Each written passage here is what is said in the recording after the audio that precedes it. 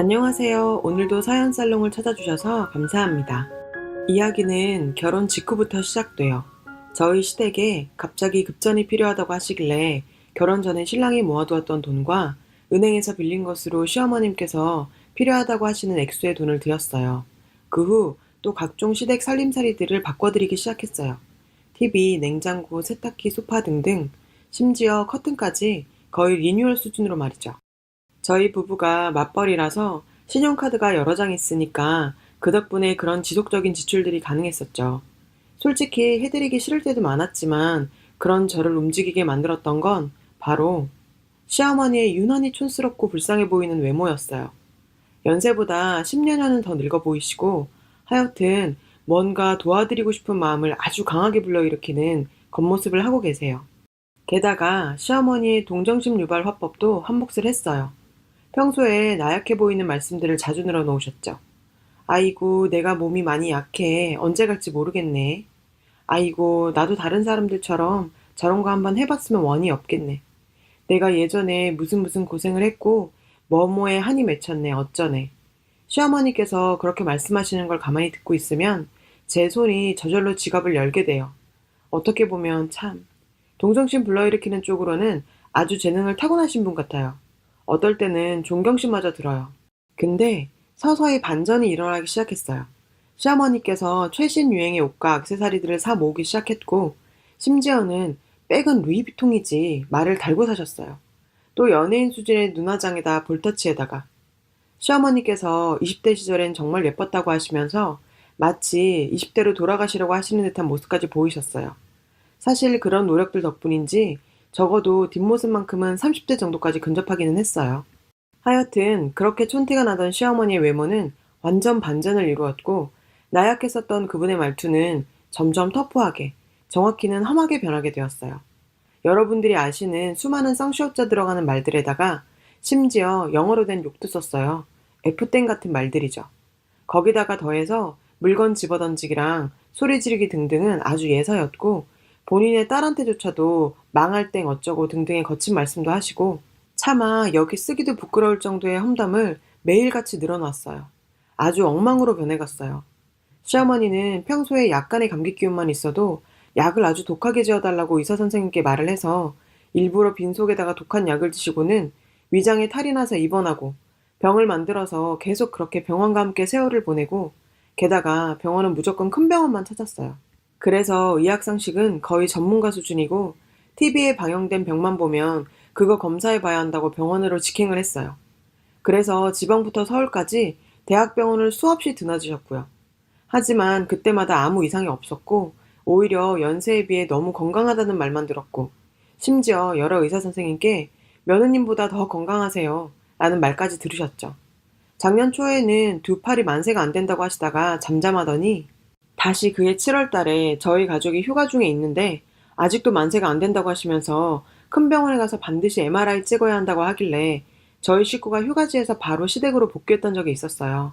그런데 저희를 본 시어머니가 응? 그게 오늘이었어? 진짜 헐이었죠. 어처구니가 없었어요. 하여튼 그렇게 찍은 MRI는 당연히 아무 이상 없었어요. 오히려 너무 건강하시고 그래서 처방은 신경 안정제기통으로 드셔야 한다고 의사 선생님이 말씀하시더군요. 진짜 팔에는 아무 문제 없던데 왜 그러는 건지 모르겠어요.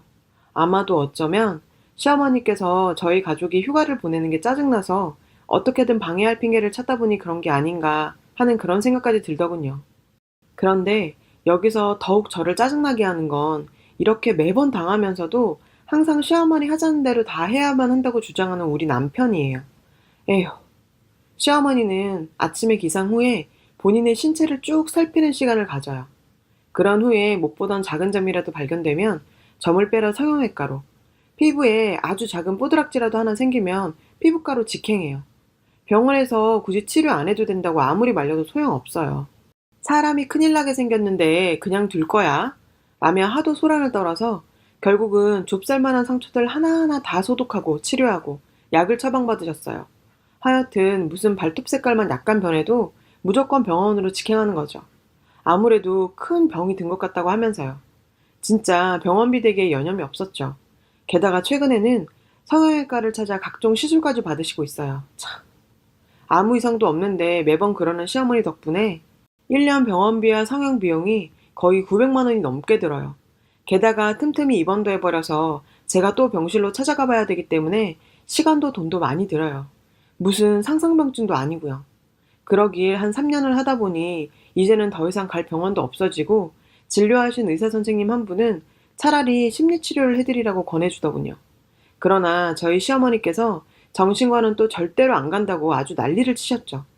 그 이후부터는 그래도 좀 잠잠해졌어요. 그리고 시어머니 생신 때마다 한바탕 전쟁이 시작됐어요. 저희가 선물로 뭐가 필요하냐고 직접 말씀을 드릴 때는 아무것도 필요 없으니까 사오지 마라고 하셨다가 생신 약 한 달 전부터는 딸을 동원해서 엄청 전달해요. 선물로 성형을 해달라, 명품백을 사달라, 해외여행을 시켜달라 등등. 실제로 시어머니께서 해외여행은 엄청 가셨어요. 그리고 막상 생신날이 되면 집에 식재료가 다 있으니까 그냥 몸만 오라고 했다가 나중에 저희더러 왜 아무것도 안 사왔냐고 하면서 또 거친 말을 퍼부어요. 매번 그런 식이에요. 어쩌다 가족 모임이 있으면 밥숟가락을 여러 번 들었다가 놨다가 하면서 또 젓가락으로 음식을 뒤적거리면서 오늘은 밥이 잘 안 먹히네. 내가 요즘 몸이 안 좋아진 것 같아. 라고 하며 식구들의 관심을 끌다가 또 저랑 둘만 있을 땐 밥통째로 엄청난 양으로 한 그릇 뚝딱 하시고 그럴 땐 참 5살 애기 같기도 하고 밉상스럽기도 하고 뭐 그랬어요. 그런 시어머니에게 환갑이 다가왔어요. 워낙에 생일에 예민하신 분이라서 환갑이 되던 해 연초에 저희가 2가지 제안을 드렸어요. 첫 번째는 유럽 여행, 두 번째는 지인들과의 환갑 파티. 그랬더니 하시는 말씀이 요즘 환갑이라고 파티 같은 거 하는 사람이 어딨냐고 당연히 해외여행을 다녀오겠다고 하셨어요. 생일날 당일은 아무래도 바쁠 테니 미리 다녀온다고 하시며 엄청 비싼 패키지 여행 상품으로 직접 예약까지 하고 다녀오셨어요. 그러다가 환갑날 일주일 전에 시어머니께서 친구들 보기 부끄러워 생일날 그냥 있을 수가 없다고 하며 국내 여행 또 하셨어요. 그리고 생신 당일날 친척 지인분들 다 불러서 뷔페 예약해놓았다고 하시며 이제 와서 뭐 어쩔 수 없다고 저희더러 카드를 달라고 하셔서 그걸로 결제를 했어요. 어쨌든 그렇게 해서 시어머니 환갑을 위해 저희는 1,000만 원 넘게 지출해야만 했어요. 저희 부부는 원래 시작할 때부터 마이너스였기 때문에 반 전세집에 살면서 맞벌이를 하고 있는 상황이었어요. 저희 형편 알면서도 1,000만 원이 넘는 액수의 돈을 아무 생각 없이 쓴다는 게 도저히 이해할 수가 없었어요.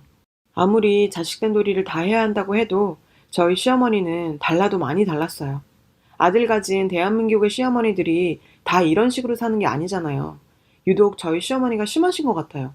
어쩌다 저희가 급한 볼일이 있어서 시어머니께 아이들을 맡기면 흔쾌히 봐준다고 하시고선 나중에 가서는 너무 힘들다고 온갖 시댁 식구들한테 다 연락을 해서는 아주 힘들어 못 살겠다고 하셨어요. 힘든 자기 좀 돌보러 오라고 난리를 치셨죠. 그리고 나중에 저희 아이들 찾으러 가보면 아주 그냥 가관이었어요. 불러 모은 시댁 식구들은 한자리에 모여있고 저희 부부에게 쏟아지는 눈총이 아주 장난이 아니에요. 정말 괴로워 죽을 것 같았어요. 한편으로는 저희 남편이 참 불쌍하다고 생각했어요. 저렇게 불량스러운 엄마 밑에서 자라면서 얼마나 힘들었을까 하고 생각을 해요. 근데 정신 차리고 보면 남편은 자기 엄마가 이상하다는 생각을 거의 못하는 것 같더라고요. 신랑 어릴 때 얘기를 들어보면 시어머니는 톡하면 아프다고 자리에 드러눕고 하늘나라로 확 가버린다고 악에 받쳐서 소리치면서 정작 별로 해롭지도 않은 약을 억지로 잔뜩 마시고 병원에 실려가서 위세척을 했대요. 정말이지 한시도 편할 날이 없었던 것 같더라고요. 그래서 남편도 적응이 돼서 아무렇지 않게 생각하는 것 같았어요. 오히려 제가 이상하다는 듯 행동을 했어요. 자식들 살림살이 어떻게 되든 말든 병원비에다가 여행에다가 생신에다가 덕분에 결혼 몇 년간 저희 살림은 늘어날 까마귀 전혀 없었죠. 오히려 빚이 많이 늘지 않은 걸로 감사해야 할 지경이더군요. 더군다나 시어머니께서 집안일에는 일절 손도 안 대시는 스타일이에요. 며느리 시집살이 시킬 수 없다며 우리 집 부엌은 근처에도 안 가셨는데 남편이 없어지면 냉장고를 열어서 정리가 이게 뭐냐며 물건 내던지시면서 저를 심하게 야단쳤어요. 제가 참 돌아버릴 것만 같았죠. 부모님이 살아계신 것만으로도 다행이니 감사하게 생각하고 효도하면서 살아가자. 부모님의 은혜로운 부분만을 생각하며 잘해드리자. 그런 식으로 생각을 바꾸어 보려고 노력도 많이 했었지만 정말 사소한 불만이 있어도 제 눈을 확 째려보면서 거친 말을 쏟아내는 시어머니를 보고 있으면 그 미움의 감정을 말로 다 표현할 수가 없네요. 그래도 부모님 계실 적에 잘하자. 그렇게 머리로는 이해하는데 마음은 그게 잘 안 됐어요. 저도 감정이란 게 있으니까요. 그래도 잘 살아보려고 심리학에 관련된 서적들도 많이 보고 나름 피해 심리 같은 것에 대해서 연구도 해봤어요. 시어머니 말씀으로는 젊으셨을 때 너무 고된 시집살이를 해서 가슴에 화가 맺혀서 그렇다고 하더군요. 그래서 남편에게 증시모님이 얼마나 어머님에게 못되게 했으면 어머님이 저러실까 했더니 남편이 뭔 소리냐며 우리 할머니 일찍 돌아가셔서 엄마는 만난 적도 없다고 하네요. 그때부터 참아왔던 분노가 터지기 시작했어요.